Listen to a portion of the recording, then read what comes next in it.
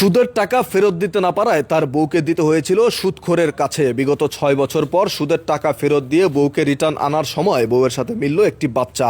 এই বাচ্চা দেখার পরে হতভাগ তার স্বামী। বিস্তারিত আমরা তাদের কাছ থেকে জানার চেষ্টা করি। ভাই, মূলত ঘটনাটি কি হয়েছিল একটু বলেন। ভাই, আমি ছিলাম খুব জুয়োখোর, মানে নেশা ছিল জুয়ো খেলা।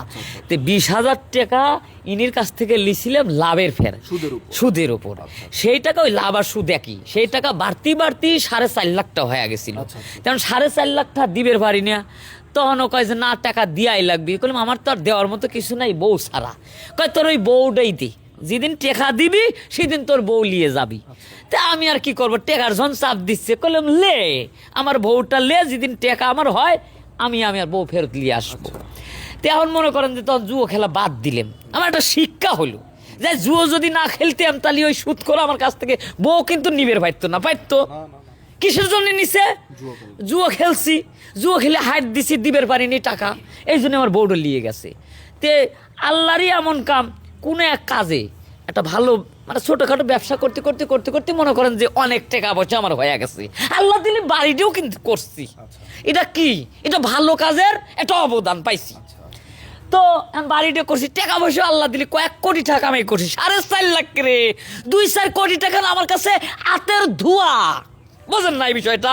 তো আমি টেকা নিয়ে আইরে ফেলা দিলাম যে আমার বউটা এখন দে তোর টেকা লে। কয় টাকা লিবি রে?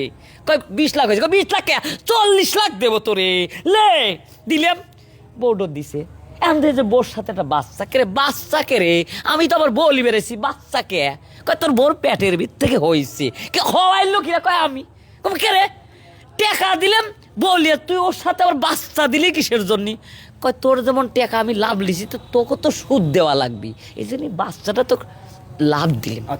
আমরা একটু সেই ভদ্রলোকের কাছ থেকে জানার চেষ্টা করি। আসলে ভাই, আপনি তার কাছ থেকে তার বউ নিয়েছেন সুদের টাকা দিতে না পারায়, এখন তার বউয়ের সাথে বাচ্চা দিলেন। এটা মূলত কিভাবে কি ঘটেছে একটু ঘটনাটা বলেন তো। শুনেন, প্রথম জন আমার থেকে 20,000 টাকা নেয়, টাকা দিতে পারতেছে না। মানে দিন যাই, ভাবলাম যে টাকা দিতে, এবার কত 4 লাখ টাকা হয়ে গেছে। আমি বললাম তারা তো এইভাবে আরও বাড়তে থাকবো। আমি বললাম যে তোমার সামনে টাকা দিতে হবে না, অন্য কিছু ব্যবস্থা করতে হবে। আমি বললাম তোমার বউ দিয়ে যাও, তাহলে তুমি টাকার অবশ্যই তুমি ব্যবস্থা করবা।